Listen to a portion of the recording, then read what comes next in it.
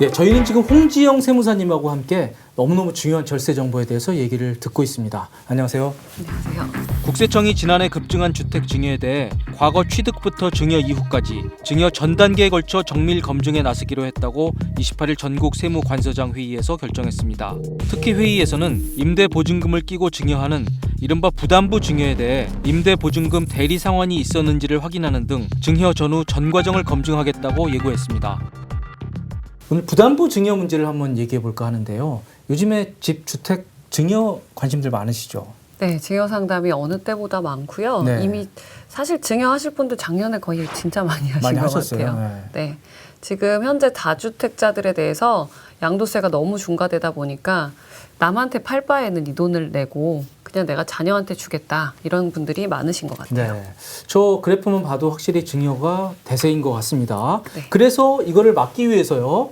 와, 취득세를 어마어마하게 올렸잖아요. 네. 그래서 매매를 하든 증여를 하든 지금 엄청나게 취득세가 많죠. 3억 이상은 무려 12%. 1주택은 직계존비세한테 증여하면 3.5%고요. 네. 저 다주택인 경우 12%인가요? 그럼 증여가?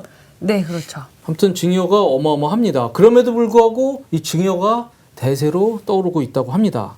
그런데요, 이 증여 과정에서 당연히 발생하는 대가가 증여세입니다. 그 증여세가 만만치가 않고요. 그래서 또 대안으로 생각하는 게 바로 이 부담부 증여라는 겁니다. 한마디로 대출을 낀 집, 그리고 전세를 낀 집을 아들한테 넘겨주면 그 대출만큼은 증여세가 절감이 된다. 이런 개념이죠, 부담부 증여가. 네. 지금 예시를 보시면 11억짜리 아파트가 네. 대출이 이제 은행에 6억이 있어요. 네. 그러면 그 6억 원만큼은 대출을 그대로 이어서 자녀가 부담하게 되니까 네. 11억 중에 6억은 양도소득세로 과세를 하겠다는 거고 아. 나머지 5억에 대해서는 증여세로 과세를 하는 거죠. 네. 근데 일반적으로는 증여세율이 10에서 50%고 양도세율이 이제 6에서 42% 정도니까 네. 그 세율의 최적점인 구간을 찾아서 일정 금액은 양도하고 일정 금액은 증여한다. 이게 부담부 증여 절세거든요. 네. 저기 대출 6억 원 낀 아파트가 11억이 됐는데 11억짜리 아파트를 저희가 2억 원에 취득한 걸로 계산을 한 내용입니다. 2억이군요, 취득가액이. 근데 왜 네. 저기 1.09라고 적혀 있죠? 2억 원의 취득가 중에서 6억 원에 해당하는 즉 11분의 6만큼은 양도 쪽으로 가게 되는 거고 아. 나머지는 증여가 됐기 때문에 네. 그냥 아파트를 이렇게 쪼갰다고 생각하시면 네, 될 것 그렇군요. 같아요. 네. 그래서 이렇게 계산했을 때 사례가 지금 조정 대상 지역의 3주택자를 갖고 있는 3주택을 가지고 계신 분이 자녀한테 부담부 증여로 주택을 하나 이렇게 증여하게 되셨을 경우에 네. 증여세랑 양도세를 합치면 3.74억이 나와요. 그러니까 3억 7천이죠. 네. 근데 그냥 일반 증여로 하시면 세금이 2억 6천이 나와서 사실 부담부 증여가 양도세율 때문에 별로 유리하지 않은 거죠. 그러네요. 예. 저는 저걸 처음에 볼 때 대출 6억을 끼고 11억 아파트니까 당연히 5억만 증여세 내면 된다, 절세가 된다 이렇게 생각을 했는데 문제는 양도세였습니다. 양도세 때문에 더 덤태기를 쓰는 그런 결과가 나오네요. 네, 그렇죠. 그리고 저건 이제 조정 대상 지역 3주택이기 때문에 양도세가 엄청나게 나오는 거고요. 네. 그런데 부담부 증여가 도움이 되는 경우는 없나요? 부담부 증여가 이제 도움이 되는 경우는 지금 두 번째 똑같은 경우인데요. 네. 조정 대상 지역의 3주택을 비교로 똑같이 두었는데 네. 이 주택은 11억짜리인데요. 10억에 사서 11억에 판매를 하는 거죠. 10억에 사서 11억. 예, 거의 근데 못 아까는 남겼네요. 그렇죠. 1억이 남은 거니까. 네. 그렇게 양도 차익이라고 하는데 그 양도 차익이 적은 경우에는 부담부 증여가 유리할 수 있습니다. 아. 왜냐하면 결국에는 양도 차익이 작다는 거는 이익이 적어지니까 양도소득세가 적어진다는 의미거든요. 그렇겠죠. 그래서 그렇게 봤을 때는 부담부 증여를 활용하면 양도세 세율 쪽이 낮아지기 때문에 일반 증여인 지금 11억으로 했을 때 2억 6천보다 부담부 증여일 때 9,900만 원 정도로 세금이 이제 줄어들 수 있죠. 네, 확 줄어듭니다. 근데 저거는 양도세를 조금 내기 때문에 저런 결과가 발생을 하고 있습니다. 근데 솔직히 이제 예시를 이렇게 만들긴 했지만 네.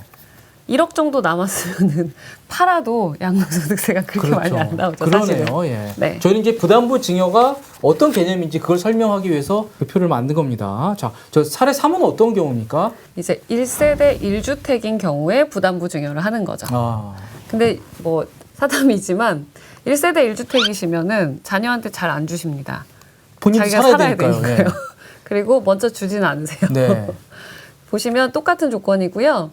역시 이것도 취득가액을 2억으로 잡았을 때예요. 2억입니다. 네.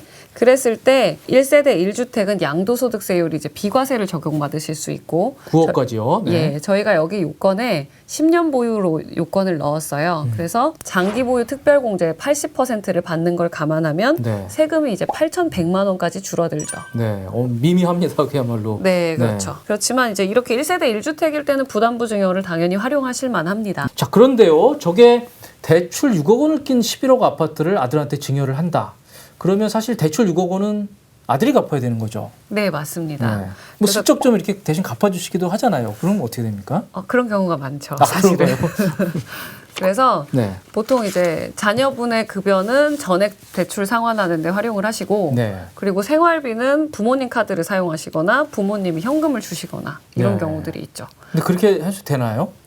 근데 이제 사실 부모님 카드를 사용하는 부분까지 잡을 수는 없는데 예를 들어서 사람이 자기가 번 월급을 한 푼도 안 쓰고 모은다는 게 비현실적이잖아요. 그렇죠. 말이 안 되는 거니까 그렇게 했을 경우에 예전엔 잘 잡히지 않았다고 하는데 요새는 이제 국세청이 워낙 지금 집값을 잡으려고 하다 보니 네. 그런 부분까지도 조사를 하고 있는 것으로 알고 있습니다. 네. 주택 증여의 경우 당초 취득부터 증여 이후까지 전체 과정에 대한 검증을 대폭 확대하겠습니다. 국세청은 다음 주 화요일 증여주택에 대한 구체적인 검증 방식을 발표할 예정입니다. 요즘 분위기가 아주 서슬이 펄었습니다. 7월 28일 날 국세청에서 낸 보도 자료네요. 좀 어떤 내용입니까? 저희가 네. 주택을 구입할 때 이제 자녀분들이 부모님의 도움을 받는 경우도 있잖아요.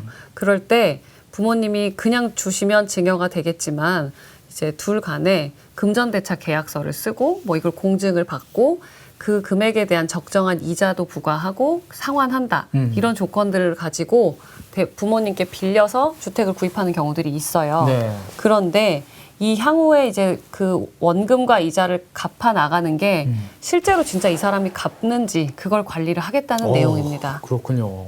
저거 보면 끝까지 사후 관리한다고 나오고요. 그리고 지금까지 연 1회 체크했는데 연 2회 체크하겠다. 이런 내용이 포함이 돼 있습니다. 역시 정직이 최선의 방책이다. 이런 결론으로 오늘 방송을 마무리하겠습니다. 저희는 지금까지 새로운 절세법으로 얘기되고 있는 이 부담부 증여 문제에 대해서 알아봤습니다. 지금까지 도움이 되셨다면 구독, 좋아요 꼭 부탁드리겠습니다. 감사합니다.